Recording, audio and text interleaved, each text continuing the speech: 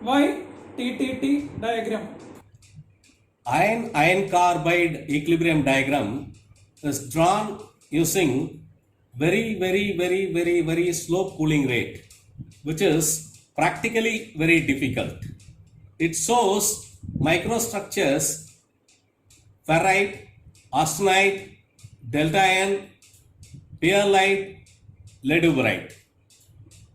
During heat treatment, faster cooling rates are normally followed and different microstructures are formed. In heat treatment, time in terms of cooling rate plays important role. In iron carbide equilibrium diagram, there is no information about time or cooling rate. To reveal the effect of heat treatment or cooling rate on the microstructure of steel, it requires a different graphical representation. In practical applications like heat treatments, faster cooling rates are followed. Therefore, the information available in iron carbide equilibrium diagram is not matching with the practical conditions. Therefore, we need some other graphical tool or graphical representation to study the practical conditions that matches with practical applications, that reveals the microstructure which we get practically. Any other names for TTT diagram? TTT diagram, isothermal transformation diagram, that is IT diagram, and S curve. How to construct it? Sir, some more details. TTT diagram is constructed by preparing a large number of samples cut from a same bar of material. For example, 20 samples. Why many number of samples? Yes, because for temperatures below a critical point, austenite is unstable. There are many temperatures below that critical point, 723 degrees Celsius. So at every temperature, we have to test the samples and find out the type of transformation. Austenite is transformed into different microstructure based on the temperature at which it is kept or based on the cooling rate. At different temperature, test is conducted and details of the phases or the phase transformation are recorded. And the time is plotted in log scale on x-axis, temperature is plotted on y-axis. Sir, why time is plotted in log scale? Yes, in hardening process, the sample is quenched in water. It takes very less time in terms of seconds to reach the room temperature. Whereas in annealing process, it takes 1 day, 2 day or 3 days time to reach the room temperature. Yes, in some of the practical applications, the steels are cooled down to room temperature at different rates. Therefore, the time required for the steel to reach the room temperature will be different, and the range is also very high. For example, in hardening process, the steel is heated up to austenitizing temperature and it is quenched in water. Within few seconds, it will reach the room temperature. So at the other end, in annealing process, the steel is heated up to austenitizing temperature and it is furnace cooled. Therefore, it takes 1 day or 2 day or 3 days time to reach the room temperature. So we are in a position to reveal all the things. Therefore, the time starting from few seconds to in terms of days, it is recorded in the diagram. Therefore, log scale is suitable. Very less time to very large time is recorded in x-axis. Therefore, the time is taken on log scale on x-axis. Sir, what is the key point in TTT diagram? Yes, the key point is for temperatures below the critical point, that is 723 degrees Celsius, the austenite is unstable. That means austenite is transformed into different microstructure based on the temperature it is kept or the cooling rate. At different temperature, test is conducted and details of phases are recorded. Sir, explain please. Yes, 723 is the critical temperature. Above the 723 degrees Celsius, austenite is stable. That means if we keep austenite at any temperature above the 723 for any time, the austenite will be austenite itself. There is no change in the microstructure. Austenite is stable. If we keep the austenite below this temperature 723, depending on the temperature, the austenite is transformed into some other microstructure. So the left side, unstable austenite. Above this temperature, austenite is stable. Below this temperature, the austenite is unstable. If we keep austenite at a temperature below 723, the austenite will be transformed into some other microstructure. This is the fundamental. For example, if the austenite is kept just below 723, look at these two dots. If the austenite is kept just below 723, it will take this much time. Time is in x-axis. It will take this much time to start the transformation.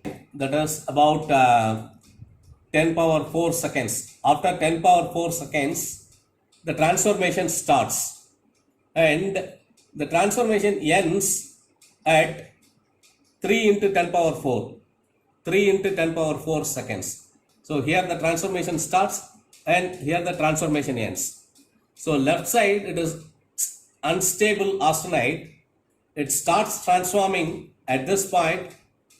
The transformation ends at this time and it is transformed into coarse perlite. Similarly, if you consider another example, somewhat lower temperature, the transformation starts here. By this time, the transformation starts, and by this time, the transformation ends. The transformed product is coarse perlite. Similarly, all the samples are tested. Each sample is kept at different temperature. All samples are tested, and the time taken for starting of transformation, the time taken for end of transformation, if required, the time taken for completion of 50% transformation, all are recorded in a graphical form. And left side, it is unstable austenite. The transformed product also recorded on the right hand side here. Transformed product also recorded. For example, if we keep austenite above this temperature, 648 degrees Celsius, above this temperature, the unstable austenite will be transformed into coarse perlite. If it is below this, in between some 600 to 648 degrees Celsius, the unstable austenite will be transformed into medium perlite. If it is at 538 degrees Celsius, the unstable austenite is transformed into fine perlite. If it is below that, it is unstable austenite is transformed into upper or feathery bainite.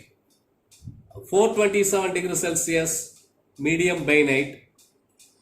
316 degrees Celsius, the unstable austenite will be transformed into lower acicular bainite.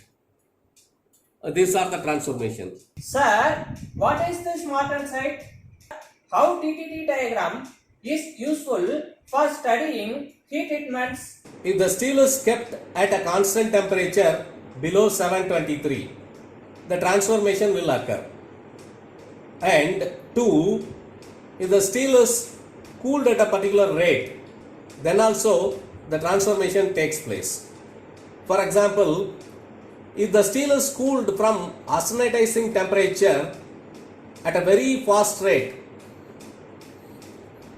the transformation takes place. The austenite is converted into martensite.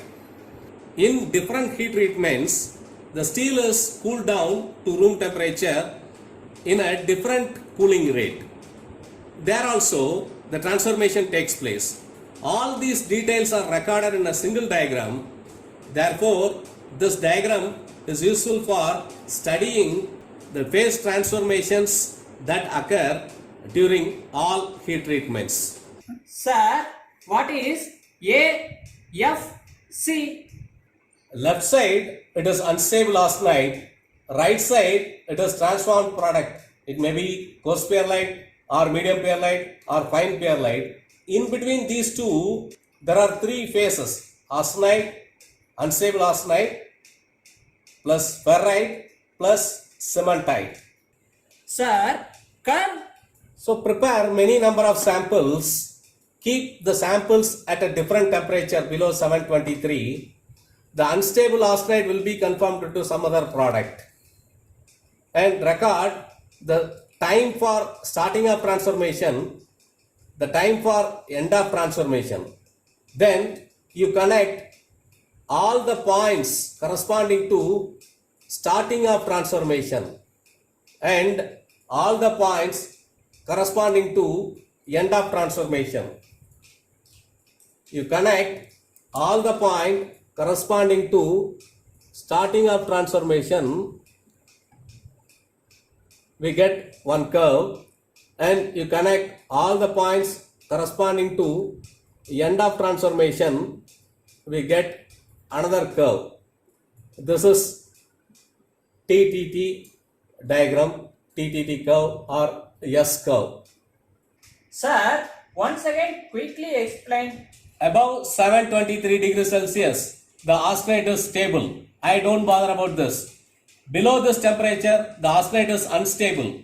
For example, if we keep austenite at 648 degrees Celsius, this is starting of transformation, this is end of transformation, and the final product is transformed product is coarse perlite.